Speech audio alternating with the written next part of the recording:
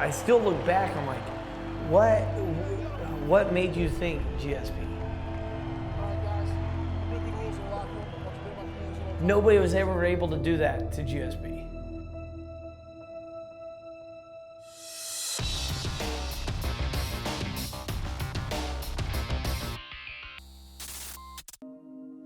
I do not remember the call going to UFC, but I remember my management group telling me to come in and sign the first bout agreement. And at that point, I was nervous because I knew the UFC is the big fish. And, minnows and stuff like that, they get swallowed up pretty quickly. And so I wanted to have 10 fights. That's why I told my management, give me 10 fights and we'll get in the UFC. 5 fights later, I'm in the UFC. So at that point, I was like, okay, I can either, 1, get swallowed up, or 2, sit there and make the best of what I've been given. First day ever in the UFC, I remember looking at my coaches and saying, why are people so nervous? I can't see anybody. Like, you could only see a couple rows up. You knew there was a lot of people there because it's a UFC event. But like I said, it's because of the way the lights were. And at that moment, I was like, I don't see why people are getting nervous. And my old coach was like, hey, you need to get focused, get focused. I was like, I am, but I'm just trying to, enjoy this. You never know if you're gonna get another shot at this. And all of a sudden you're out there. He threw his front kick, and we knew that he was going to come at us 1-2, 1-2, 1-2. He's going to try to finish with a high kick. So he came in, boom, boom, boom, boom. He got in a clinch. I dirty boxed him, knocked him to the ground, and the rest is history. The way to explain the feeling that you get anytime you win a fight, like, think of your happiest day, and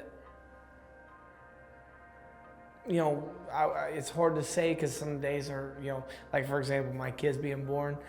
I'm not saying something like that because that's hard to beat, but get something like you get your bonus check and you're like, oh, this is so exciting. Times that by 2, and that's sort of what one fight does for me. My first loss was through Rick's story, and there's a couple things that went wrong. One, the weight cut. We tried a new style of weight cut, and that was a little sketchy. It wasn't my normal weight cut. Second, we were so focused on one game plan, like literally one game plan, and I executed it to a T. We knew that he was going to come in, throw wide, and go body, body, body, body, body, and then try to go head, head. Combination, and he always ends up finishing with the body. After that fight, I came back and I said, from here on out, I won't lose to game plans. I want to have 4 or 5, maybe even 6, 7, as many as I can possibly hold for this fight. My first loss, I knew that I was going to lose. I didn't want to keep a perfect record, okay? The reason why, don't get me wrong, I don't ever want to lose, okay? I hate losing more than anybody probably will ever can explain any of that. They say, some people say it's this. No, it's like devastating. But I also know that I'm not sitting here saying that I can't be beaten. Everybody can be beaten. I learned that through college wrestling. I learned that through high school wrestling. I learned that at a young age. There's always a bigger and badder person, okay? Is it your time or is it not? Who knows?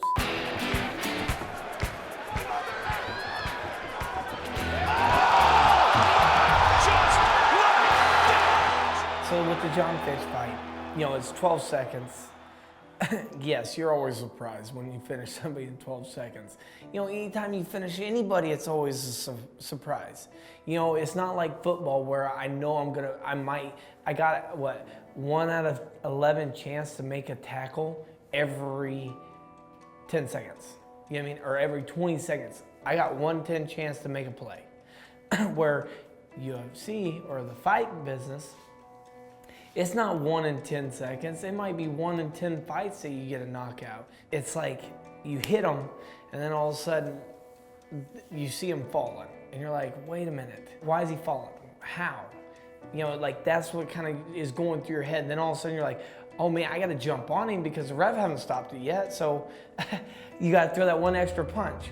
And always the second punch is never, for me, it's more for visual. Like so whenever it's thrown, it's never to hurt somebody. It's just to hopefully the ref stops the fight.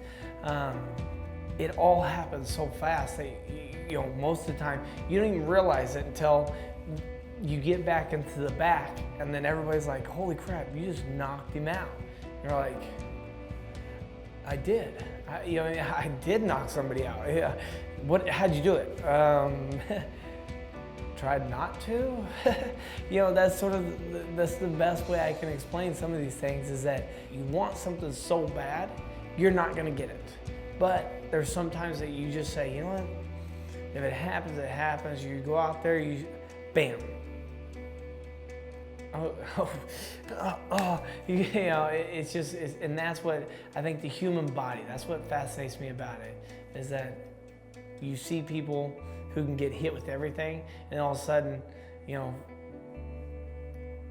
they get hit with something very easy, and they get knocked out. It's weird. It was sort of the kickoff to my title run. You had him, you had Josh Koscheck, you had GSP, you had all these guys that were in the top 10. And you're sitting here going, nobody's broken the top 5 for, I think, what, 3 years? I mean, it was like, boom, you beat one of them. Then all of a sudden everybody's like, holy crap, all right, we gotta keep my eye on him, because what else can he do? I was sitting there, I was like, you know what? I'm gonna hit him. And if he can take it, then that's cool.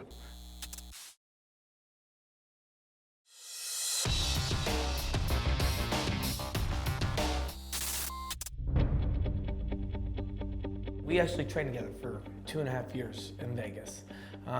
Lived there, trained at Randy Couture's gym. So I've sparred him, but he used to beat me up back then because I was a newbie. And so that fight, I was sort of sitting there saying, all right, where am I at? How much better have I gotten? So this is gonna be my stepping stone, because I remember what it used to be like. Everybody's like, he's a better striker than you. He's a better wrestler than you. And you're like, okay. You know, that it used to make me so frustrated that they'd be like, oh, he's so much better at striking. He's so much better at this. And I'm like, you know who I am, right? You know, it doesn't matter that he's a better striker. I have other tools that can stop that. That's whenever I was sitting there, I was like, you know what? I'm gonna hit him. And if he can take it, then that's cool. I was out there, and he said he was gonna head kick me, knock me out. I was like, first off, I don't think a head kick is gonna get to me. You know what I mean? Like, I think I can block all of those. And man, you hit him. And sometimes, you know, people are like, what does it feel like to knock somebody out? It feels like hitting a pillow. Like you hit, everything lines up perfect, and it just. Oh, just like that. That's the big left hand again. Knockout win for Johny Hendricks. Like as soon as I hit, boom, you're like, oh, that was done. And then, you know, you see him falling, and I'm actually grateful that I did slip on that with the Kampmann, because whenever I slipped, I was just gonna swing it, and I slipped, and it made me miss. I missed him on that second swing, so I was sort of excited that I didn't, because I think that could have been, I might have put a little too much on that one.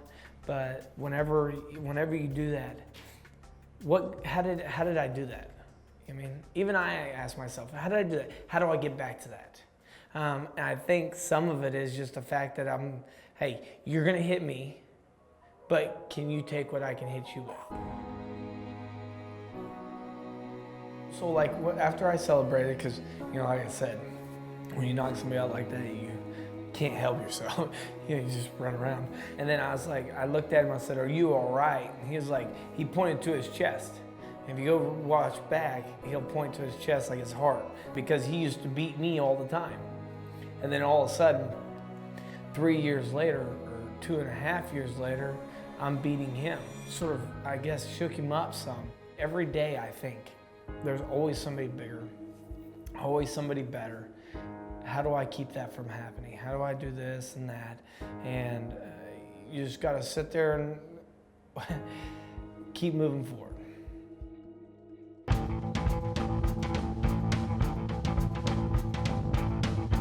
It didn't really hit me until I got into the cage. I was like, man, I'm fighting this guy that I've been watching for like 6 years. He was the WEC champ. If I can beat him, I know I'm ready. It's sort of what set me up for the GSP fight. I think that if I would have fought GSP then, would my confidence been where it was when we did fight? I don't know. I would like to say it would have been, but having that 3-round fight with Condit really did set me up for that. I knew that he's very lanky, and he's very good with his knees, elbows. He's pretty much a good all-around, I'd say 90% all-around fighter. Oh, big shots again. Hendricks. I was sitting there going, okay, I know that I can out-wrestle him, but can I hit him? Can I beat him at his own game? And so I went in there, boom, boom, boom, boom, boom. And then, sometimes my body just naturally does it. I wasn't thinking of the legs because I was hitting him.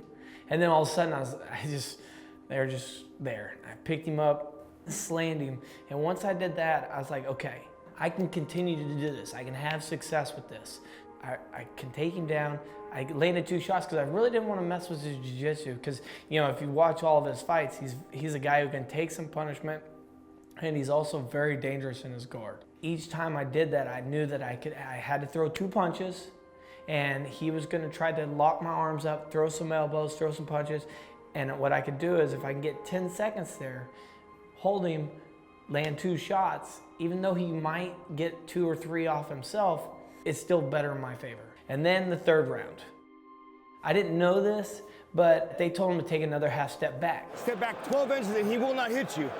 You're stepping just a little too close to launch all your attacks. Whenever he took that half step back, I thought he was out of range. 2 minutes left in the fight, he hits me with his right hand, makes my nose start bleeding. I was like, oh, come on. For the winner by unanimous decision, Johny Hendricks. The win was huge for me. Like I said, it was the fact that you're fighting, in my mind, somebody that I respect and a legend. And the reason why is because he was the WEC champ. And then he came into UFC, he won the title, and I was his first fight back after he lost the title. So I knew that I was getting the best Condit. So at that point, I'm like, okay, I'm getting the best Condit.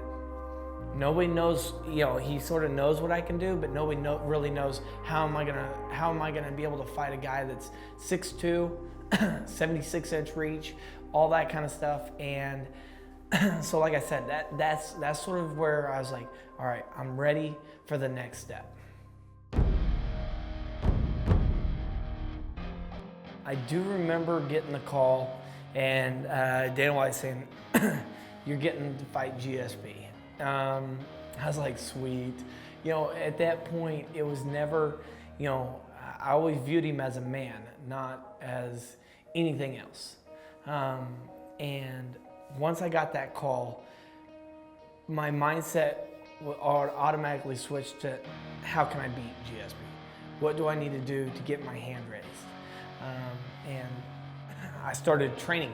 I wasn't even in training camp. I mean, I had like 5 months, I think it was, to fighting, and I was already in the gym training and understanding how to break him down. Nerves are natural. So for example, this is our locker room, right? What we'll be doing is we don't talk much fighting. We'll watch them, but we don't talk much fighting. I try to keep people active, like laugh, joke, anything but fighting until it gets closer to my fight. So we go watch movies the day of the fight. We do anything we can to sort of take your mind off of what is about to happen. It's a title fight, and you're going, this is different. Can I go 5 rounds? That's a big question. Can you fight somebody for 25 minutes? How strong is GSP? How quick is he? All these guys have said they can beat him and all failed. So you're sitting there going, okay, what do I got to do different? How do I beat him? And all those things are running through my head, the whole camp. And all of a sudden, I was just like, I don't care. Can he beat me? That's what my mindset switched to. It's not that I can beat him. Can he beat me? What can he do to beat me? Maybe everybody knew that he was retiring and they didn't want him to go off on a loss. I'm like, well, that still sucks for me.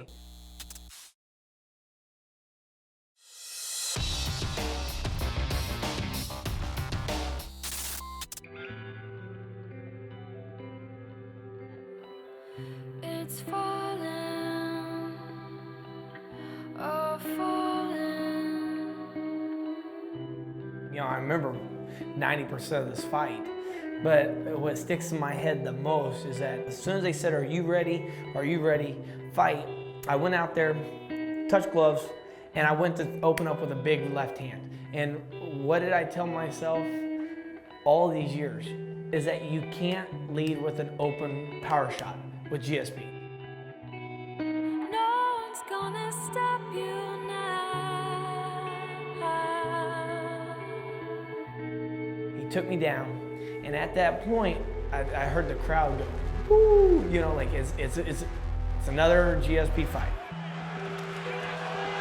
Beautiful takedown. I got out of that in another 10 seconds. So you're looking at 30 seconds went by. He took me down, I was back to my feet. And at that point, I saw in his eyes that it's not his typical fight. And then he tried to get me against the cage. As soon as he got me to the octagon, and I was able to, I was expecting, whenever you look at him, he looks ripped, all this stuff. And if you look at me, I'm a fat turd that just looks like an old country boy, you know what I'm saying? And he tried to pin me up against the octagon, and I turned him off. The first 2 rounds, I was like, dude, he's not hitting me. He can't do nothing. Another one. Oh my goodness. George is in big trouble here, Mike. I literally remember telling my coaches, I was like, he's got to adapt. This round, he's got to adapt. This is the 3rd round. He's going to come with it. He's going to go back to his old ways. There's got to be something different. He's going to try to take you down life and death now. He's got to have it. So the 3rd round, I started off a little slow because I was like, he's got to change. He's going to change. He hasn't had any success whatsoever besides that first takedown in the first 20 seconds. Other than that, it's been me. Then all of a sudden, the 4th round came, and this is where I got up. I was like, ooh, 4th round, can I do it? Do I have the energy? Do I have all this stuff? I know I've prepared myself the best I could, but can you really do it? George is busted up. He is busted up big time. Get through the 4th round, and I was like, okay, 5th round, I got it. I got this. I know I can go 5 minutes. What's 5 minutes? Well, something happened in the 4th round. Whenever I stood up, my knee actually buckled. So I thought that something might be wrong. Good kick to the body by George. Shot by St-Pierre. I was still able to fight him. I still think I won the 5th round. I was like, hey, I can do this. So started throwing punches, started doing this. And then once it was over, I was like, I did it. Hey, nobody was ever able to do that to GSP. Wow. What a fight. I think we may have a new welterweight champion. You're sitting there, and then all of a sudden, they're like, they said the scores. I was like, you know what? I'll give him 2. I'll give him 2 rounds to 3. That's being very generous. 48, 47, Hendricks. 48, 47, Pierre. 48, 47. Maybe the judges want to make it closer because he's been a champion for 5-6 years now. And then all of a sudden they're like, Still the undisputed UFC welterweight champion. I'm like, were we in the same arena? You know, I still look back. I'm like, what made you think GSP? What made him think GSP? What made him decide to go with him? Then I'm like, okay, maybe he knew that maybe everybody knew that he was retiring and they didn't want him to go off on a loss. I'm like, well, that still sucks for me, but it is what it is. You know, that night I did the presser and they're like, well, how hard did you hit him? I said, I was hitting him about 75%, 78%. And then Dana White's like, well, you should have probably hit him harder than. And I was like, so the next day I took a picture and like from here was purple and blue. And I said, you should have seen the other guy.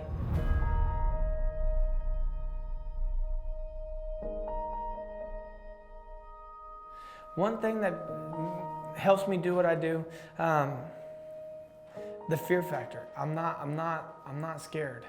You know, and it's not even that, it's the fact that I don't care. So realistically, I don't care what happens to my body as long as my family gets to reap the rewards. You know what I'm saying? Like, that's really where my head's at. You know, I'll beat the crap out of myself. I will do anything and everything I can as long as my family gets to reap the benefits.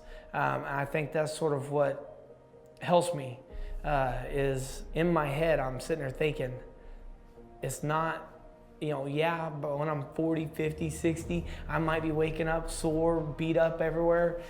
But if I can sit there and say, hey, my kids got everything, they get everything they want, then it's all worth it to me.